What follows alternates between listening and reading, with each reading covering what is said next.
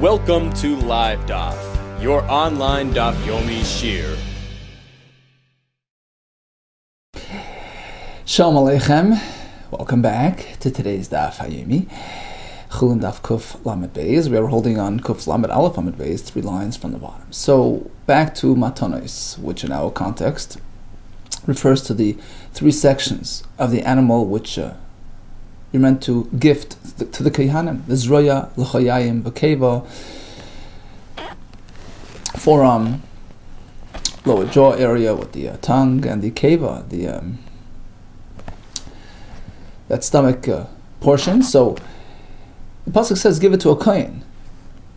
V'nosan la-kohen. What about a kohenes? A female kohen, a daughter of a kohen, who's now married to an ordinary Yisrael. Is she entitled to receive matanos? Says the Gemara, surprisingly, yeah, Ula, in fact, Ula himself would do that. Have a Yoiv, he would send matanta, he would send the matanos likahanta, to a female kohen. Rashi says, Bas kohen, afilu eshes Yisrael. A woman from a kohen family, even though currently married to a Yisrael, in which case, for most practical matters, she's considered a Yisrael like her husband. But regarding matanos kahuna, she's entitled. Eisvei Rava posed a question, Le'ula. So when it says kohen in the pasuk, it covers even a female kohen. There's a halacha, Mishnah Maseches Soita, that there's a fundamental difference between a mincha that a kohen will bring and a mincha of a Yisrael. By a Yisrael, after the kmitza portion was separated, the rest is shirayim, which is going to be eaten by the kohanim. Not so a minchas kohen, which is totally incinerated on the mizbeach. And the Mishnah draws a line between a minchas kohen, a mincha that a male kohen will bring, totally burnt on the mizbeach, versus a minchas kohenes that a female kohen will bring, which does not have the same halacha. So you see, they're not equated. Minchas kohenes is ne'acheles. Her mincha is eaten by the kohanim. Only a minchas kohen is eino ne'acheles. So you see clearly a distinction. Kohen. Now, if you're going to tell me that regarding matanos, when it says kohen, vafil kohenes, it covers even kohenes, how does that Mishnah work? V'oksiv. How could you eat the leftovers of a minchas kohenes? If kohen and kohenes are synonymous, v'oksiv, the pasuk says, v'chol minchas kohen, kol tiyah le'tiacha. A mincha of a kohen / kohenes, kol tiyah, is completely burnt on the mizbeach, not to be eaten. Amalesi responded, Rebbe, says, Rebbe mitunach. Some places Rashi says, from your load. Tuna is a load. Basically, I'm going to turn around your argument. Rashi over here says, Higatich, I have reached back to you. So basically, he says, there's a big difference. Because by the kohen, by the mincha, it says, Aaron Uvonov. It says, Hakriv Oisa B'nei Aaron. B'nei Aaron is a very specific term, which in fact rules out the female members of the kohen, tribe. So there is a special stipulation. Aaron Ebon Ksubim B'Parsha, but over here by the matanos kahuna, it just says v'nasan la-kohen, which can cover even a kohenes. Devei Rabbi Shmuel Tana, in the Beis HaMedrash of Rabbi Shmuel, the following brisa was presented, which actually disagrees with Ula, that you cannot direct the matanos to a kohenes, because kohen means v'lo kohenes, not a kohenes. How do we know? V'yilmoid sosum min ha-mefurish. We will derive the implied from the explicit. Meaning, just like by the menachos, it explicitly rules out the kohenes, as we explained, because of Bnei Aaron. Likewise, the term kohen by the matanos, which is not explicit, it's not clear, it's sasam. requires clarification, we will compare and learn from the other one. And just like by menachos, it's strictly the male kohen, the same with matanos.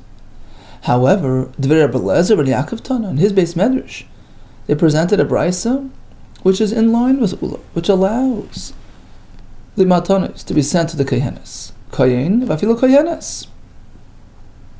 How do I know? Although typically kohen means a kohen, not kohenes. But if you look closely at this pasuk by matanos, there's a double miut, a double exclusion. So, as we embark on the sugya, it probably is wise to have a look at that pasuk. Some of you have it on the side of the Gemara. This is the pasuk which speaks about the matanos. V'zeh yiyeh mishpat ha-kohanim. So we have one reference to kohanim. Me'es am, right? They take it from the am. We dwelled on this point yesterday. Who's the am? The Yisraelim, perhaps Leviim. They're obligated. Me'es zoiv chiyah from those who shech the carbon, shech the animal, and we're going to learn later that we learn from here it's the sheikhet who's really responsible to look after it, even though it's the owner paying it out. It's his carbon, it's his gift, but the sheikh is the one who has to look after it, ensure that it's done. The pasuk continues im shor im seh, whether it's a bull or it's a seh, so it's specific to behemoths only, not to chayos. V'nasan la kohen. So once again we have the word kohen, which is a repetition. It said kohanim. Again kohen, right? Hazroya, vala chayim v'akeva. So we know when we have two exclusionary terms, it turns it around and becomes an expansive connotation. Have a miut achar miut, it's a double miut, and what happens is, the pasuk is telling you, it's not actually a limitation, it's an expansion. Ve'ein miut achar miut el l'rabbis. So we expand it to the kohenes as well, and she's entitled to receive matanos. In fact, here comes a list of great men who actually relied on this concept, and although they themselves were not kohanim, but since their wives were, and they were entitled to receive, so they would have the matanos on account of their wives. Their wives received, and then they would share it with the husband. Because let's realize, matanos kahuna in this context doesn't have kedusha. It's not a holy item. It's a financial, gift to the kohanim. So once it's received by an eligible recipient, such as a woman kohen, she can share it with her husband, no problem. Rav Kahana, who himself was a Yisrael, and his wife a kohenes, achal b'shvil ishtay, ate on account of his wife. Rav Papa achal b'shvil ishtay, Rav Yemar achal b'shvil ishtay, Rav Debar Avon achal b'shvil ishtay. Amravin, Amali Merema. Merema told me the conclusion to this whole discussion.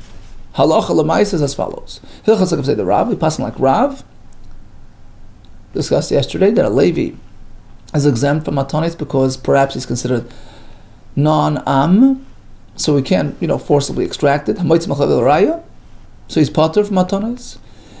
We pass like Rav Chizda, who says that if the matanos have been destroyed, eaten, nobody's obligated to repay it because it's really an ownerless entity. That's today, that even a kohenes can receive matanos. One more point. Adabar Ava, who says, Levia Shayolda, a woman who's from a Levi family, even though currently married to a Yisrael, if she has a firstborn, that son is exempt from pidyon haben. B'na pater mechamish shlom. You don't have to have the pidyon with the 5 slime. Because in this regard, the son is considered like the son of a Levi. And by the way, the same would apply to a son of a kohenes, even though she's married to Yisrael. The son is parted from pidyon haben. Tanu Rabbanan. The pasuk stipulates that matanos apply to behemoths. Im shoir, im seh. What about a chaya? Exempt. What about a crossbreed? Tanu Rabbanan. Hazroya, velachayam akeva nehagam b'kalayim. It applies to a crossbreed between two types of behemoths, goat and a sheep. No problem. And also, koi. Koi is a crossbreed between animal and behema v'chaya. You're still obligated to hand over the matanos from this half and half animal. For Rabbi Eliezer, no. A crossbreed between two behemoths, so both father and mother are behemoths, so the offspring qualifies for matan. Chayv matanos because, look, either way he's a behemoth. But if it's a crossbreed between behema and chaya, which case he has an element of chaya to him which is exempt, the koi, pater min hamatanis. And the Gemara explains as follows. So way back on the Ayin Test, we had a long discussion, if you recall, a long, intricate, detailed discussion regarding this matter, a crossbreed, regarding kisei hadam, the obligation to cover the blood after shechita, which is exclusive to a chaya. On the other hand, regarding matanos zroy l'chayim akeva, which is exclusive to behema. What happens when we have a crossbreed? So there we had a machlokes as well, right? Chacham say you're chayev in matanos, or Blazer exempts. We spoke about kisei hadam; it's an uncertainty, so you can't do it on Yom Tov, right? Look, the Kaimelan we've concluded earlier back in that in that sugya. Dil'in kisei hadam umatanos. Then regarding that Mishnah discusses kisei hadam, regarding that discussion about matanos, which is subject to machlokes between Rabbi Lezer who exempts, Chacham who obligate. What exactly is the scenario we're talking about? It can only apply in a case as follows. So we're not really going to delve into all the intricacies of that back and forth. We had that discussion way back, but here we're just going to sort of surmise. It's exclusively to a case where a chaya tzvi, some sort of deer-related species, Habalat Yasha interacted, mated with a female, a goat, so it's a chaya with a behema, and we have this kvi offspring. What are the factors at play? Ubein Rabbi Lezer, Bein Rabbanan Mesapkelu, both Rabbi Lezer and Rabbanan are dealing with the same uncertainty. Do we reckon with the father element, which is the chai element, or do we ignore him? How profound is his contribution? Are we concerned about the father's contribution? So now there's a chai element injected in this offspring, or perhaps the mother is primary, we just ignore the father for the zarav. In which case the offspring is fully behema. So it could be fully behema, could be only half behema. Now if he's half behema, does that give him any yichis, any behema lineage?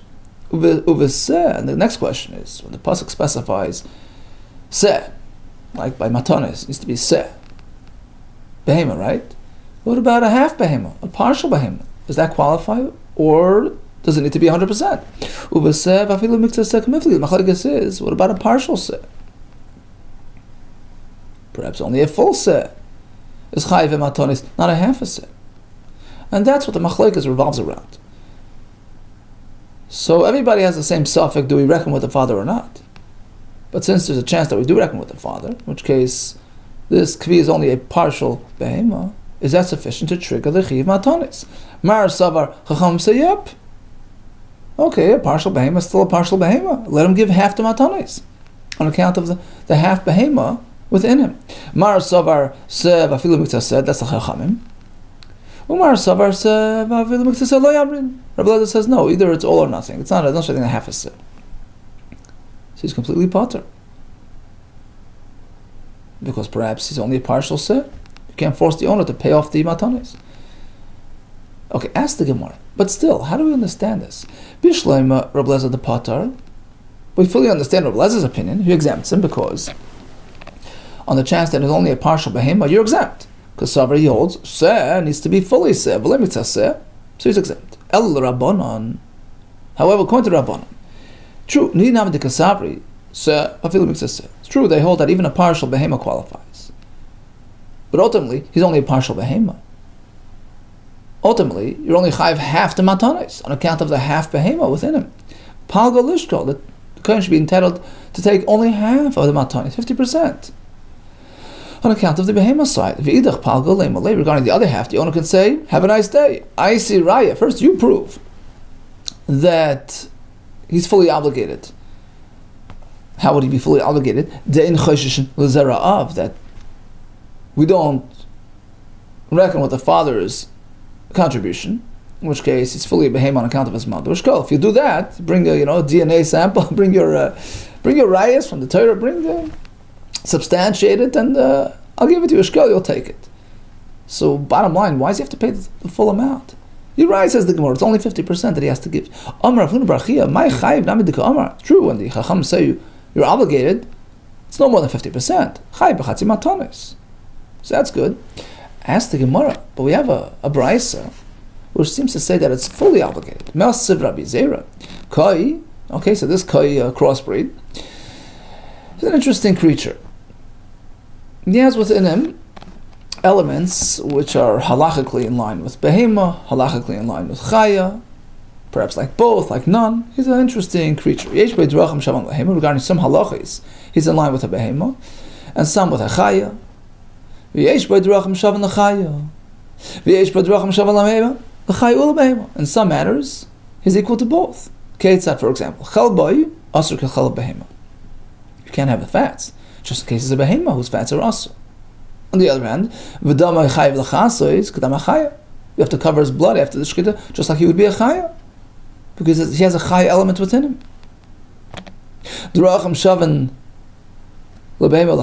In what matters is he equated to both? Shadamai, his blood is off limits like both. V'gida, the gida nasha, asur v'chaya is forbidden like a behema v'chaya.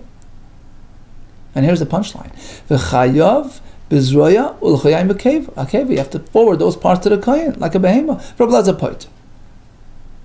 So it sounds like, according to Tanakama, which is the Chachamim, he's fully obligated because of his behema element. If it's true that it's only 50%, it should say that in the brisa. Chayiv b'chatzei matanis miboyle. It should have said half, not full. You're right. That's what it means. It's just, to keep the wording consistent. So on account of the other halachas, let's say the blood, where it said it's asur, so here it says it's chayiv. Because there it's fully asur, so it just said fully chayav, even though really over here it just means 50%, just to keep it clear and consistent. I did the ton on account of the brisa mentioning chelba v'dama, which is completely asur. There, it's not relevant to say half and half. You can't say half the chelav is asur, which one, right? And the dam is certainly fully asur. So on account of that terminology, so we hear as well by the matanis that rather than saying half, it just says chayiv, but of course, certainly it only means half. But here comes a new opinion regarding the Chachamim's position. Kiyasa Ravin, Amar Rabbi Yechanan. Ravin arrived from Eretz Yisrael, he quoted Rabbi Yechanan. Surprise, surprise. Koi l'Rabbanon chai b'kul matanis. According to Rabbanon, by a koi, you're fully obligated in all the matanis. Why? We have a special pasuk. The Sanya. The Brisa focuses on this pasuk that we already discussed. It says imshor imse. It could have just said shoyer. Why imshor? Matam aloyma imshor. Why add the word im? L'rabbi says hakalaim to cover this crossbreed, and he's fully obligated on account of the behema element within him. Now, it says imse. What's the im over there for? Se matam aloyma imse. It could have said se. Why imse? L'rabbi sakoi. So sorry. Let's backtrack. Imshor l'rabbi sakalaim was to cover a crossbreed between two behemoths. Next one, se matam aloyma imse. Now it's l'rabbi sakoi. Here it's covering the kai, which is a crossbreed between behema and chaya, and teaching us that he's fully obligated. Now, Rabbi Lezer ha'im lamali, according to Rabbi Lezer, who exempts a kai from matanis, what's the im coming for? For something else. Coming to split. Don't think matanis only applies when he shechts a shor and a seh. That's why it says im shor, im seh, right? One or the other. Okay, so according to Rabbi Lezer, the im shor is to include the crossbreed between two behemoths, and im seh is l'chalik. No, v'rabban l'chalik mnolu. According to Rabban, this im is unavailable. It's already been used for kai. How do they know to split? Nafklu mes zoivchei hazevach. The pasuk continues, right? Ves zoivchei hazevach donu shecht zikar the behema. Zoivchei hazevach is lashon yachad singular. So even one shchita triggers the matanis obligation. No, Rabbi Lezer high meis zoivchei hazevach mavali. What does Rabbi Lezer do with this pasuk? What's it coming to teach us? The Rav, it's coming for Rav the Marava. Hadinim atavach. Although, technically, the owner of the animal is the one giving the gift, but who has to look after it? Who's responsible to ensure that it's actually executed? That's the tabach, that's the butcher, the one who does the shchita, as we're going to see in the next Gemara. Okay, so in summation, a big chiddush today, that even a kehenes is eligible to receive matanos. In fact, many chachamim would actually conduct themselves in that manner. They would eat on account of their wives. But a machlok is regarding the chiv of a koi, kvi, kevi, however you pronounce it, which is a crossbreed, behemon chaya. Rabbi Lezer exempts, chacham obligated, according to some it's 50%, according to some fully. Says the Mishnah, Bechor shenis arav b'meya. Bechor is a firstborn, an animal which has kedusha, and therefore is exempt from additional obligations. Rashi says, Ein kedusha chala al kedusha. He's not going to be obligated in zroya, l'chayayim, v'keva, even if he's, because he already has kedusha, is saturated. There's no additional obligations that will be applied. So if this bechor, even though he's blemished and he's going to be shechted anywhere, he's exempt from matanis. What if a mix-up occurs? He jumped into a barn, into a full herd of 100 animals. We don't know which one's what, and they're owned by 100 people. So each owner can say, look, this animal, this happens to be the bechor. Have a nice day, Mr. Kohen. I'm not going to give you anything. This animal's pater. And the next fellow will say the same thing. So they're just going to send them for a go-around, and you can't extract unless you can prove your case, so everybody will be pater. If it's separately owned. If it's fully owned by one person, the whole herd, then he'll only get one exemption. On account of that bechor, wherever he is, he can choose the fattest animal, say, this is the bechor, and I'm exempting myself from matanis, but the rest will be chayv. So that's the case. Bechor shenis arav b'meya. A bechor that jumped into 100 animals, which are non-bechoros, b'zman shemei shechtin CHULLIN. So if they're all being shechted by separate people, have a nice day, poitrim es CHULLIN. They're all exempt, because each one can claim, I'm the one that landed the bechor. But echad shechted es CHULLIN, there's one owner doing them all, poitrim lo echad, we exempt him on one, and the rest he has to pay up. Next part of the Mishnah, shechad l'koyin. We had this yesterday. If there is a guy owned behema or a kohen owned behema, and one does shchita on behalf of them, pater ben matanos is exempt, because it's only me'es ha'am. A kohen and a guy doesn't qualify. Let's say a Yisrael, a regular Yisrael, became a partner in an animal owned by a kohen or a guy,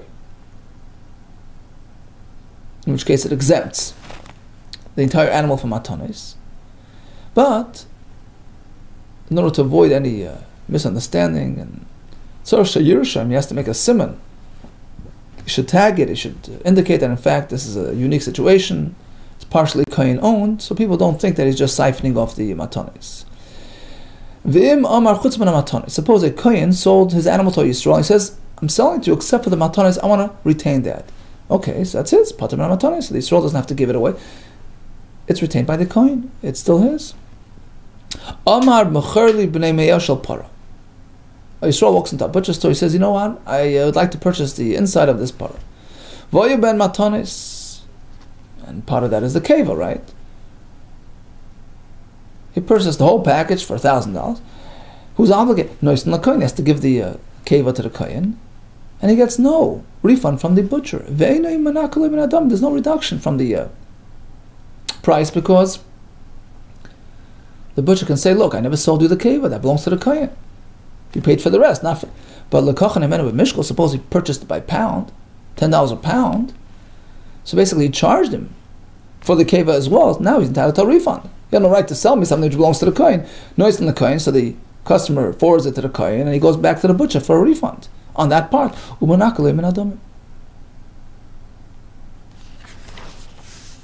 Now, going back to the first part of the Mishnah, it was a mix-up. Bechor jumped into a whole herd, and if they're owned separately, each fellow can say, "Mine is exempt." What do you mean yours is exempt? Look, either it's a bechor, so the whole thing belongs to the kohen, or it's a regular animal, so part of it belongs to the kohen, the matanos. How do you walk away scot-free? I mean, either way, you're somewhat obligated. V'amai, why are they totally exempt? Yavai olav kohen mishnei tzad, and theoretically the kohen can come onto him from two directions. A double argument, monavshach, right? But later they can tell the Yisrael, look, I b'chayru, kuli didiu. It's fully a b'char, it's fully mine. V'ila b'char, if it's not the b'char, At least I'm entitled to the matanis. How the matanis say? So basically, how could the Yisrael just walk away and exempt himself? Return time and place. Amar V'isha, we're not talking about a very simple case. We're talking about actually a complicated case. This Bechor already went full route. He had been given to a Kohen. And it got blemished. The Kohen turned around and sold it to Yisrael. He can do that. Who can eat it wherever. So the Kohen's out of the picture. But the animal's exempt from matanis because actually he still has residual, Bechor effects to him. He's still a Bechor. He has that. So now every owner can very well say, look, my animal, he's the Bechor.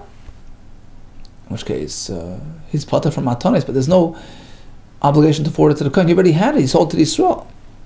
So there's no Kohen claim involved at all. And that explains why he could exempt himself from matanis.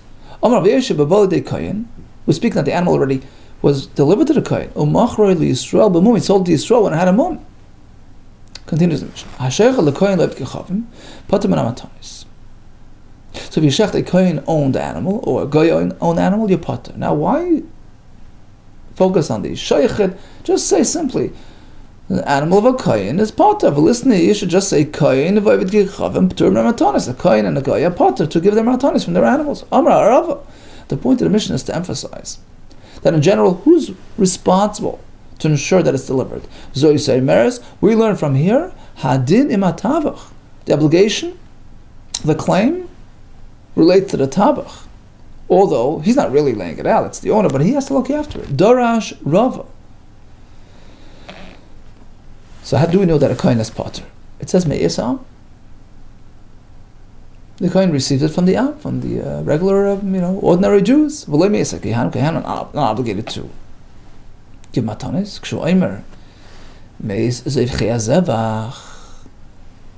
But when the pasuk continues and indicates that any sheichet, not only the am of the Zeivchei, any Zeivchei, what does that tell us? That sometimes even a Kohen is obligated. If he's a commercial butcher, from personal behemoth, he doesn't have to give away the matanis, but if he's shechting on behalf of other, of course he has to forward their matanis to a Kohen. We learn from here. Even a tabach who's a Kohen, he's a butcher. He's shechting his animals for commercial purposes. He has to give away the matanis kuhn. Huge chiddush. So, personal exemption he has, but if it's in a commercial setting, he has to pay it up. In fact, we have a story, Ishpizichnei, the Rab Tavla's host, Rab Tavla's place that he would stay by. He was a Kohen, and a poor Kohen Hava. Rabbi Dachlei Milsa, he had a hard time with Parnasa. He's going through some financial difficulties. So he came to the Rebbe for a bracha, also came to Rab Tavla. So Rab Tavla gave him a bracha, and he gave him some advice as well. Amalei, he says, look, you're a Kohen? It's a great thing. It can actually earn you some from Parnasa. How? Listen to this. Zil ishtatif.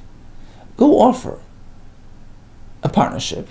Bahade tabach Yisrael with the Yisrael animal owners, the animal, the butchers, as follows. You say, look, when I partner with you, I'm going to exempt you from matanis. Okay, so give me matanis. I'm going to save you $50 an animal? Okay, I'll take $25. So they'll gladly offer you a partnership. You can make money like that.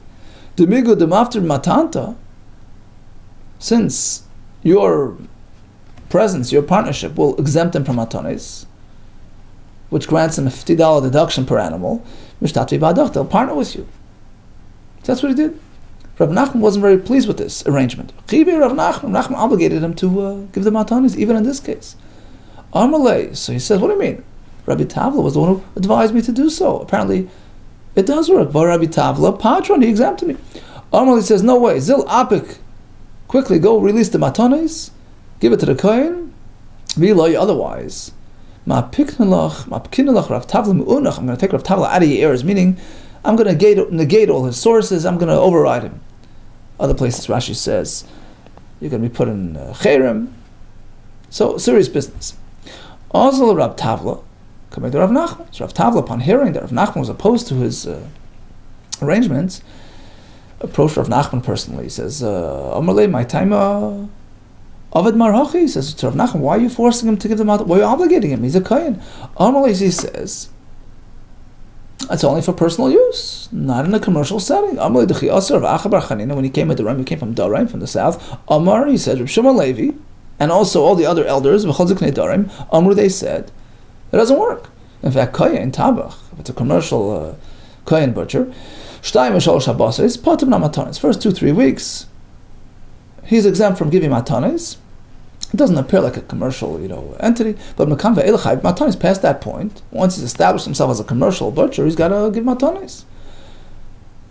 He says, okay, well, at least give me 2-3 weeks. But at least give him the, like Racha Bar Chanina's formula. At least give him 2-3 weeks. Why are you hurrying to? He says, yeah, hanimi. That's only true hechadli kava maschasa. So he hadn't really established himself as a butcher. But if he opens a store, he's online. Avalach here. Hakava maschasa. He had a grand opening. It's clearly a commercial entity. It's a store. In which case, he's chayiv right away. Now, how serious is this whole matanis obligation? Amar Rav Chizda, Hai Kahana, Dele Mafresh Matanta, Lavi B'Shamta, Del Kei Yisrael, a Kohen, who refuses to forward the matanis from his butcher store, he shall be under the spell of a Shamta, of a Cher of Hashem. Amar Rabba Bar Rav Shila. In fact, actually came true. Hani Tabachi de Hutzel, these butchers of Hutzel, Kaim B'Shamta, the Rav Chizda, Ha'esrim, retired in Shnei. It's already 22 years that they're under the spell of Rav Chizda's Cher because they failed to comply. Now, what's the point of mentioning this? Is it to tell us that, look, they've already been excommunicated and we don't have to go and... There's no point in adding a new one because they're already under that spell. So there's no point in making further effort to... Vatani, we have a brisa that we do anything to force compliance. But Medvam Amurim, when do we say that we only apply 39 lashes in terms of the Malchus punishment? That's when it's being applied as a punishment for past offenses. But when it's being applied as a means to enforce compliance for the future, it's unlimited. But Medvam Amurim, mitzvah isleis, a person violates a leis, so it's on account of a punishment, 39 and no more. Aval mitzvah aseh. But if a person has to be encouraged and spurred to fulfill a mitzvah saseh, go in Aymer aseh sukkah, see him sitting there with a sandwich out of the sukkah, we say, go ahead, make yourself a sukkah. And he refuses, ve'eni oiseh. Or a lulav, ve'eni oiseh. Aseh tzitzis. Yeah, where's your tzitzis? Ve'eni oiseh. In this case, we go all out. The Bezdin forces him. By all means. Mak and oiseh, we strike him until he expires. So the people in Hutzal should be forced to comply as well. Ella de kansin less rice. Rather, his point was that they're fully aware of the fact that they have a cherem on them. We don't have to forewarn them again before we punish them. We give them a knas without forepunishment. As we find, Kihada Rava, as Rava did, kanas atma. If you would know of a butcher who's not complying with the halachas of matanis, he would confiscate the full thigh. Rav Nachman Yitzchak kanas glima, he would confiscate his garment. Now, how many kayhanim do we give this to? It's a rather significant chunk of the animal. Amar Ramar Chizda Izraya le'echad. Izraya goes to one kayin, V'keva goes to another. Le'echad l'chayayim, with the tongue, l'shnayim is split between two kayhanim. That's the proper way to allocate it. Aini, is that so? That it's only 4 kayhanim in total? V'ki also Rav Yitzchak Bar Yosef Amar, he would say Marav and Etzisrael Algin lu garma Etzisrael. They would split it piece by piece and distribute it to many kayhanim. Hasam b'detur, that's talking about a big animal, a bull. But a light animal, 4 kayhanim is sufficient. Amar Rabba Barachana, Amar B'yechan. When it comes to produce, so prior to tithing it, it's considered tevel. And it's very prohibited. But in terms of a behem, you meant to separate the zraya, etc. What if you haven't yet separated? Is the animal forbidden at this point? So does the separation permit it, or is it just an obligation you have to do ultimately? But until it happens, it's still mutter to eat the rest. Also lechel, so you may not consume before separating the matanis. In fact, Amar Rav Rabba Rav Chana Rav Yechanan, so Rav Chana quotes Rav Yechanan, Kol Echem Beim Humor Matnesef, one consumes prior to separating the matanis, Kilo Echel Tfalim. We treat it as always eating tevel, but the Gemara negates that. The Gemara disregards this point. It's certainly a chiyuv, but we're not going to say it's aser. We're not going to say it's like tevel. Amar Rav Chizda. Furthermore, regarding matanis, it's not just a personal gift. It's something that Hashem is granting to the Kohanim, and therefore he must ensure that he eats it in an honorable, respectful, almost gourmet fashion. It must be eaten roasted, accompanied with a dip, with mustard. My time of why?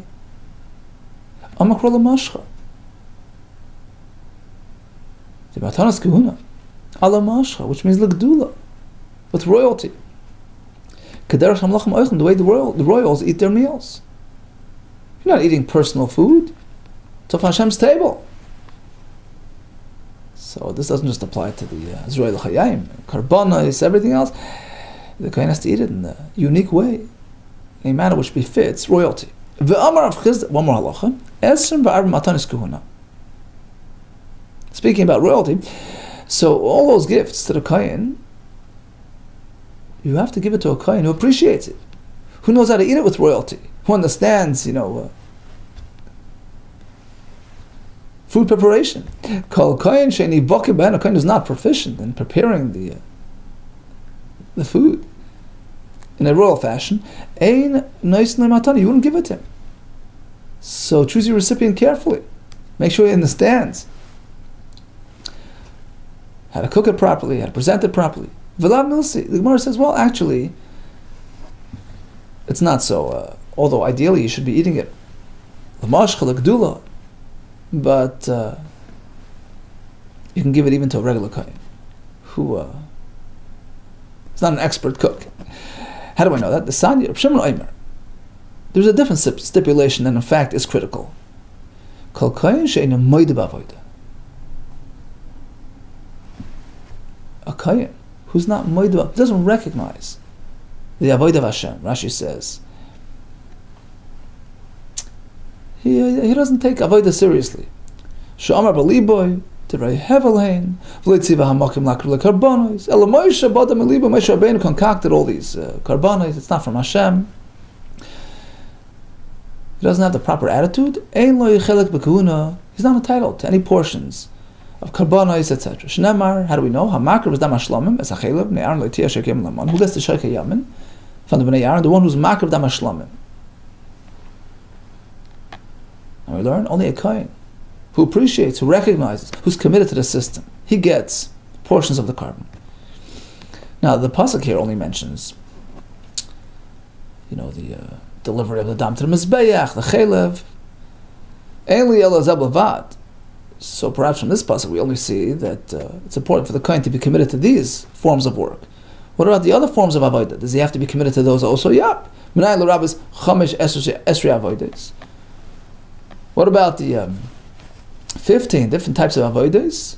Those two could go in hayitzikos, for instance, the pourings of the oil on the mincha, v'ablilos, mixing up psisais, cutting into pieces, melichos, salting, tnufos, waving back and forth, agashos, tapping the mincha to the mizbeach, v'aktmitzos, right, the kmitza of the mincha, v'aktoros, the burning on the mizbeach of the kaimet, v'amelikos, the melika process done to the birds. We turn to the next amud, v'kabolos, receiving the blood, hazoi, sprinkling the blood on the mizbeach, hashkoas soita, giving the soita to drink, or rifas aglarufa, beheading the aglarufa, taras mitzar, the purification process applying to mitzar, and it says kapayim, brachas kaihanim, bein b'fnim, whether in the Beis Hamikdash, bein b'chutz, whether outside Beis Hamikdash in the shuls. He has to be committed to the entire itinerary. Everything is critical, and if he doesn't believe or agree or he's not committed to any of these, he is excluded from the system. Talmud Lema, Mibnei Aaron. Pasuk says, Bnei Aaron. We learn from there, Avodah HaMasur Bnei Aaron. Regarding all these matters, all these forms of service which are imposed, which are attached to Bnei Aaron, unless a kohen is fully agreeable and committed to the system, he loses his entitlement in receiving any benefits. Okay, so we see this, in fact, is critical. This is a precondition. So apparently only if he rejects any of these, then he's out. But if he is totally into these things, committed kohen, then he's entitled, even though he's not a gourmet cook. So even though it's important, but it's not considered a precondition. It doesn't disqualify. Okay, so summation. Delivering the matanos can be even to a kohenes. In fact, we have chachamim who ate on account of their wives. A mixed breed between two behemoths that is learned from imshur, that qualifies for matanos, between a behemoth and a chaya. Releza says pater. Chacham say chayev. According to some, it's 50% on account of the behemoth aspect, and some say actually it's 100% on account of the imseh, which is the rabbi says hakoy. A b'chor is exempt from matanos if you got mixed in with a herd. If it's all owned by one person, then he's exempted from one. If it's owned separately, then each one can claim, look, mine is the b'chor, and they're exempt. So although the chiyuv applies to the animal owner, but really the butcher has to look after it. The animal is owned by a kohen or a goy, there is a p'tur. If they're even a part owner, it's a p'tur. But he had a chiddush that a kohen tabach has to forward the matanos. The exemption only applies to personal. Shechita is not in a business commercial setting. We learned about the importance of the matanos. In fact, there would be penalization applied to those who don't comply. We spoke about eating it l'mashcha l'gdula kederech shamlacham oichem. All the best to you. Thank you for joining, and atzlacha rab.